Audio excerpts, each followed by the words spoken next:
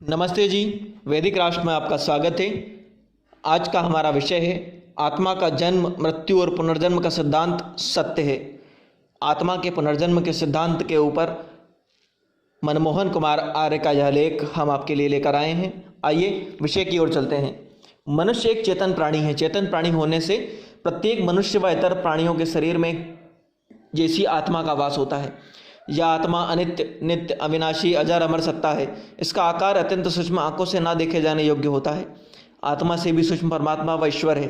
प्रकृति से ईश्वर व जीवात्मा सूक्ष्म होते हैं। यह तीनों पदार्थ अनादि, नित्य और अविनाशी हैं। इनका कभी निर्माण उत्पत्ति नहीं होती। इस ब्रह्मांड में सदा से रहे हैं और सदा रहेंगे। परमात्मा चेतन है, सर्वज्ञ है, सर्वशक्तिशाली है, सर्वशक्तिमान है। यह निष्क्रिय सत्ता नहीं है। आत्मा भी चेतन, अनादि, एक देशीय, ससीम, जन्म मरण धर्मा, पाप और पुण्य कर्मों को करने वाली तथा ईश्वर की व्यवस्था से अपने क्रियाकर्मों को करने वाली और फलों को भोगने वाली सत्ता है। मनुष्य योनि में जीवात्मा जो पाप पुण्य करता है वह उसी का सुख और दुख फलस्वरूप भोगने के लिए ही परमात्मा की सृष्टि की रचना, पालन और प्रलय करते हैं। प्रलय के पश्चात पुनः सृष्टि की रचना करते हैं। सृष्टि की रचना, पालन और प्रलय का क्रम अनादिकाल तक चलता रहता है। इसी प्रकार से सदैव चलता रहेगा। यह सिद्धांत ईश्वरीय ज्ञान वेदों में निहित पोषित होने से सर्वथा सत्य है। सृष्टि के आदिकाल से ही हमारे ऋषि मुनि, योगी, ध्यानी जन ईश्वर का साक्षात्कार कर सत्य सिद्धांत का प्रत्यक्ष करते आए हैं। वैदिक ग्रंथों का स्वाध्याय करने से भी जिज्ञासु पाठकों को यह सिद्धांत सर्वथा सत्य, तर्क और युक्ति संगत प्रतीत होता है। वर्तमान से लगभग 195 वर्ष पूर्व जन्मे योगी और ऋषि महर्षि दयानंद ने भी इस सिद्धांत की परीक्षा की और वैसे उन्होंने सत्य पाया। उन्होंने इस सिद्धांत के बारे में अपने सत्यार्थ प्रकाश ग्रंथ और अन्यत्र भी पोषण किया है। जो मनुष्य सिद्धांत को मानते हैं वे जीवन में मोक्ष के मार्ग के पथिक बनकर आत्मा और सत्कर्मों को कर्माशय वृद्धि करते हैं। उनका कल्याण होता है। उनका परजन्म उत्तम परिप्रेक्ष्य व मनुष्य योनि में होता है। वैदिक सिद्धांतों का पालन करते हुए वह मोक्ष को प्राप्त होते हैं और जन्म मरण से दुखों से छूट जाते हैं। सत्यार्थ प्रकाश संसार का सबसे उपयोगी और महत्वपूर्ण ग्रंथ है। सभी मनुष्यों को सभी प्रकार के अज्ञान और भ्रमों से ऊपर उठकर इस ग्रंथ का अध्ययन करके अपनी अविद्या दूर करनी चाहिए। सृष्टि में विद्यमान सब सत्यों को जानना चाहिए जिससे उनकी आत्मा का कल्याण हो। आत्मा अनित्य और नित्य है। परमात्मा भी ऐसा ही है। अनादि होने से आत्मा अनादिकाल से विद्यमान है। परमात्मा भी सभी जीवों और प्रकृति सहित इस ब्रह्मांड में विद्यमान है। परमात्मा सृष्टिकर्ता व जीवों को उनके पुनर्जन्मों के कर्मानुसार सुख व दुख भोग कराता है।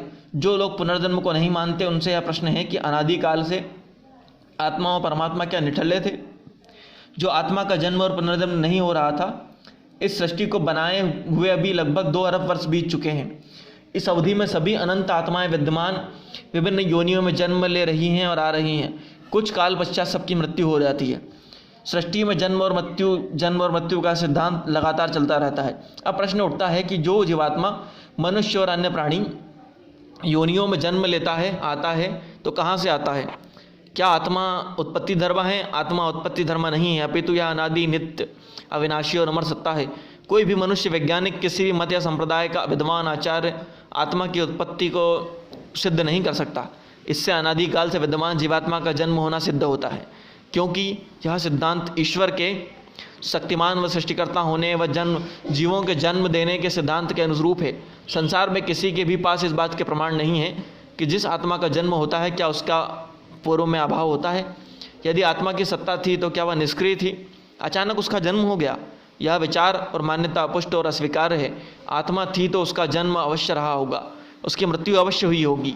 आत्मा की उत्पत्ति नहीं होती, वह सनातन और शाश्वत है। यही सिद्धांत तर्क संगत और युक्ति युक्त है। अतः अनादि और अविनाशी आत्मा का जन्म और मरण, मृत्यु के बाद पुनर्जन्म होता रहता है। यह सदैव होता रहेगा। यह सिद्धांत सत्य और पुष्ट है। आत्मा का पुनर्जन्म होता है, इसके अनेक प्रमाण। यदि आत्मा पहली बार जन्म होता तो सभी योनियों के प्राणियों के गुण, कर्म, स्वभाव, शरीर की आकृति, परिणाम, भार, ऊंचाई, सबकी समान अवस्थाएं समान होनी चाहिए थी, परंतु ऐसा नहीं है। एक ही परिवार में जन्म लेने वाले बच्चे गुण, कर्म और स्वभाव से एक दूसरे से भिन्न होते हैं। एक बलिष्ठ होता है तो दूसरा दुर्बल, एक साहसी होता है तो दूसरा डरपोक, एक तीव्र बुद्धि स्मरण शक्ति लेकर जन्म लेता है तो दूसरा इसके विपरीत निर्बुद्धि और कमजोर स्मरण शक्ति के साथ पैदा होता है। एक अध्यापक बनना चाहता है तो दूसरा सरकारी कर्मचारी, कोई इंजीनियरिंग तो कोई डॉक्टर, इन सब बातों से आत्मा का पुनर्जन्म और पुराने संस्कार, सबकी भिन्न भिन्न परिस्थितियाँ, परिवेश की बातें सिद्ध होती हैं।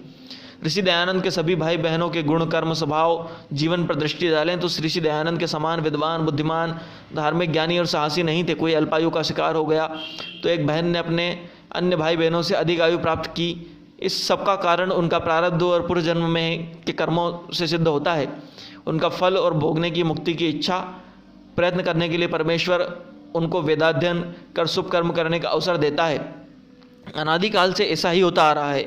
एक ही परिवार में भाई बहनों की भिन्न भिन्न रुचि, स्वभाव और ज्ञान प्राप्ति की क्षमता, आचरण में अंतर पुनर्जन्म और प्रारब्ध के कारण से ही होता है।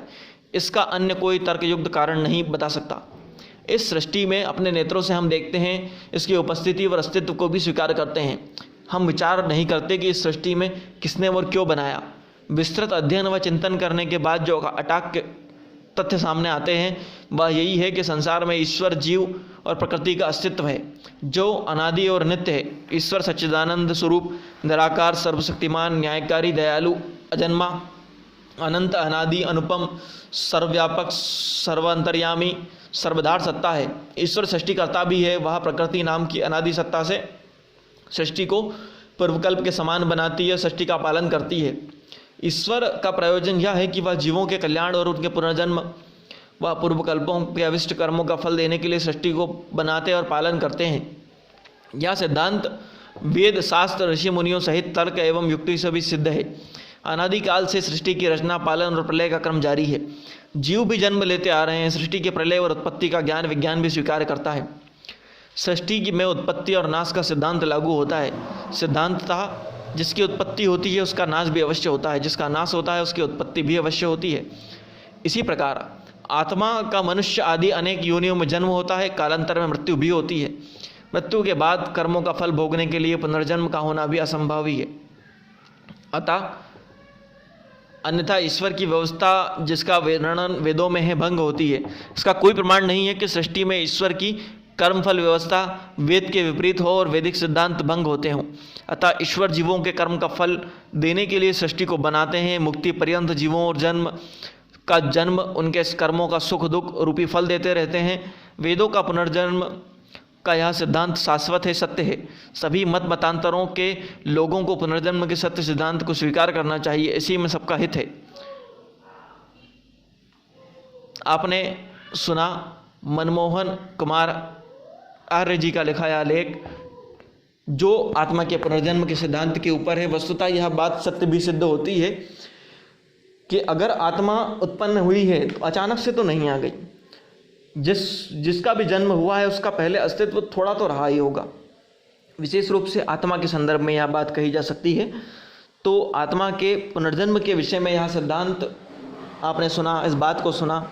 आप भी इस पर चिंतन कीजिए, मनन कीजिए और इसी प्रकार के वैदिक लेखों के लिए, प्रेरणादायक कहानियों के लिए, महापुरुषों के जीवन के प्रेरक प्रसंगों के लिए वैदिक राष्ट्र यूट्यूब चैनल को लाइक कीजिए, शेयर कीजिए, सब्सक्राइब कीजिए। धन्यवाद।